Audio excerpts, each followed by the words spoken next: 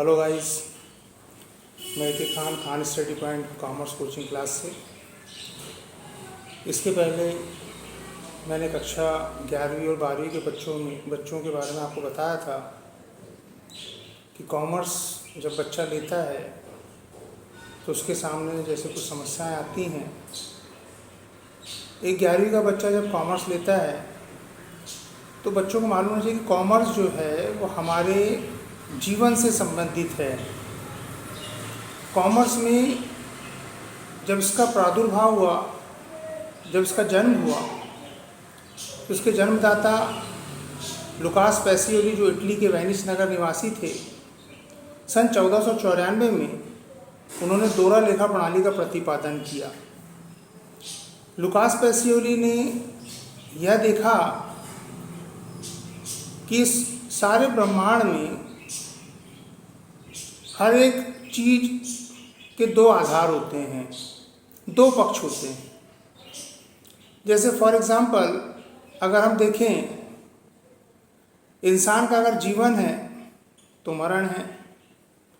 अगर कुदरत ने आग पैदा करी है तो पानी है, सुख है तो दुख है, जमीन है, आसमान है, चाँद है तो सूरज है, दिन है तो रात है। ये अगर हम देखें तो हर एक चीज़ के दो पहलू होते हैं। इसी प्रकार जब लुकास पैसियोली ने देखा कि सारे ब्रह्मांड में हर एक चीज़ के दो पहलू नज़र आ रहे हैं तो व्यापार जगत की तरफ गया।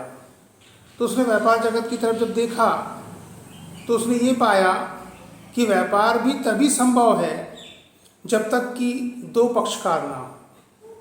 एक पक्षकार व्यापार जगत में आपने देखा होगा, एक विक्रेता होता है, तो विक्रेता तभी होगा जब तक क्रेता नहीं होगा। तो विक्रेता है तो क्रेता है, और क्रेता है तो विक्रेता है। अगर एक दुकानदार या व्यवसायी अगर व्यापार खोलता है या बिजनेस खोलता है तो अगर क्रेता ना आए तो उसका व्यापार या बिजनेस खोलने का क्या मतलब होगा। तो यही सब चीज़ों को आधार बनाकर लुकास पैसियोली ने देखा कि व्यापार जगत में अगर किसी को लाभ होता है तो किसी को हानि होती है। एक पक्षकार लाभ कमाता है तो एक पक्षकार को हानि वहन करनी पड़ती है। तो उन्हीं ने सब इन चीज़ों को देखकर दोहरा लेखा प्रणाली के सिद्धांतों का प्रतिपादन कर दिया। और उन्होंने दोहरा लेखा प्रणाली के प्रतिपादन को 3 भागों में बांट दिया, जिसमें उन्होंने पहला आधार बनाया व्यक्तिगत खातों के संबंध में, नंबर 2 बनाया उन्होंने वास्तविक खाते, और नंबर 3 नाम मात्र के खाते। व्यक्तिगत खातों के संबंध में उन्होंने अपने एक रूल्स बनाए, नियम बनाए कि अगर कोई व्यक्ति किसी वस्तु को पाता है तो उसको आप डेबिट कर दें, अर्थात नामी या विकलन कर दें, और देने वाले व्यक्ति को आप क्रेडिट, समाकलन या जमा कर दें। उसी प्रकार वास्तविक खाते की तरफ उन्होंने इसके भी नियम बनाए। अगर वस्तु व्यापार में आ रही है तो उसको डेबिट कर दें, और वस्तु व्यापार से जा रही है तो क्रेडिट कर दें। तो यहाँ पे भी दो पक्ष हुए। उसी प्रकार नाम मात्र के खातों में भी उन्होंने नियम का प्रतिपादन किया कि व्यय एवं हानि अगर हो रही है आपको तो आप डेबिट कर दें, और आय अथवा लाभ हो रहा है तो आप उसको क्रेडिट कर दें। तो आप यहाँ पे भी देखें तो उन्होंने दो ही पक्षों को आधार बनाया। और हम जब भी अकाउंट बनाते हैं तो उसमें दो ही पक्ष होते हैं, डेबिट और क्रेडिट। या तो किसी एंट्री को आप डेबिट में रिकॉर्ड करेंगे या तो क्रेडिट में रिकॉर्ड करेंगे। तो यहाँ पे भी दो ही पहलू हमको नज़र आ रहे हैं, एक नामे और एक समाकलन, विकलन एंड समाकलन। हिंदी में उसको अपन बोलते हैं, और डेबिट, अगर उसको इंग्लिश भाषा में अगर अपन बोलें तो डेबिट और क्रेडिट। अगर एक बच्चे को इन चीज़ों को समझना है कि हम अकाउंट में डेबिट किसको करें, क्रेडिट किसको करें, तो बड़ा कभी कभी बच्चा उसी में कन्फ्यूज होता है, नियमों को याद करते बैठे रहता है।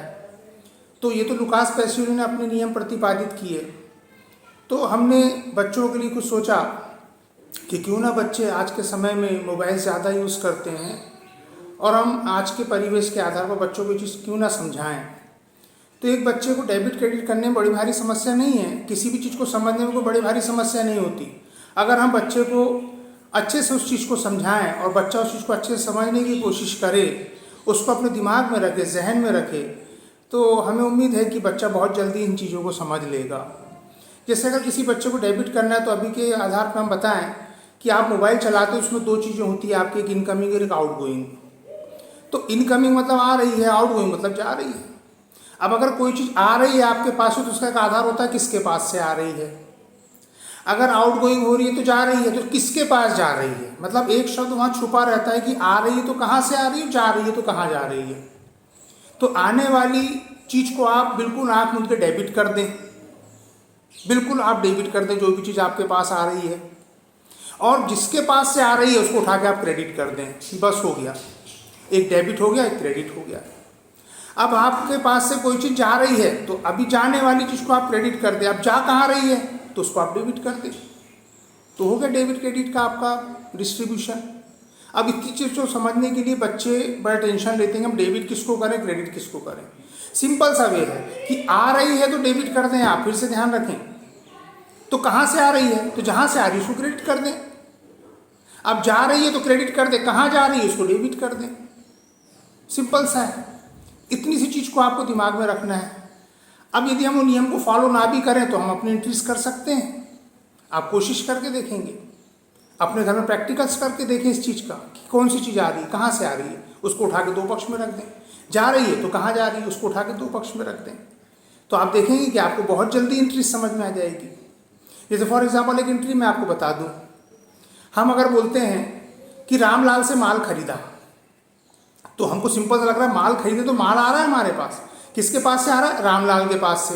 तो अभी मैंने कहा कि जो आ रहा है उसको डेबिट कर दें, तो माल आ रहा है तो इसको माल खाता डेबिट, तो माल खाते की जगह आप क्रय खाता डेबिट कर दें, खरीदा मतलब क्रय होता है, तो क्रय खाता डेबिट कर दें। किसके पास से आ रहा है, रामलाल, रामलाल क्रेडिट हो गया, सिंपल सा।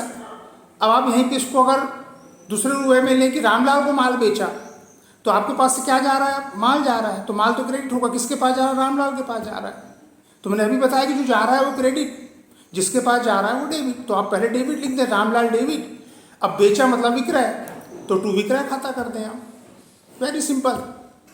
तो इन चीज़ों को समझना कोई बड़ी भारी बात नहीं है। अगर एक बच्चा अच्छे से बैठ के इसको समझे और कोशिश करे समझने की, तो बेशक वो जल्दी समझ लेगा। इसी प्रकार जब हम अकाउंट आगे भी पढ़ते हैं तो दो ही पहलुओं पे चलता है, एक डेबिट और एक क्रेडिट। हाँ, जब हम कोई स्टेटमेंट बनाते हैं तो वहाँ हम स्टेटमेंट एक अलग तरीके से शो कर देते हैं कि भाई असेट्स अलग दिखा देते हैं, मतलब संपत्तियाँ अलग दिखा देते हैं, लायबिलिटीज अलग दिखा देते हैं, दायित्व अलग दिखा देते हैं, या आय को हम अलग दिखा देते हैं, व्यय को अलग दिखा देते हैं। तो लेकिन वहाँ पे भी आधार अगर हम देखें तो दोहरा लेखा प्रणाली का ही आधार होता है, एक डेबिट होता है तो एक क्रेडिट होता है, और इसको समझना कोई बड़ी भारी समस्या नहीं है। हम उम्मीद करते हैं कि बच्चे अगर इनको चीज़ समझाई जा रही है, अभी मैं आपको जो वीडियो में बताया हूँ, उस चीज़ को यदि आप थोड़ा सा अध्ययन करें कि बस दो ही पहलू है, या तो कोई चीज़ आ रही है या तो कोई चीज़ जा रही है, इसके अलावा और कुछ नहीं होती, दो ही पक्ष है, डेबिट और क्रेडिट। अभी मैं आपसे इसके बारे में और डिटेल्स आपको अगली वीडियो में बताऊंगा। आज के लिए इतने काफ़ी है। नमस्कार।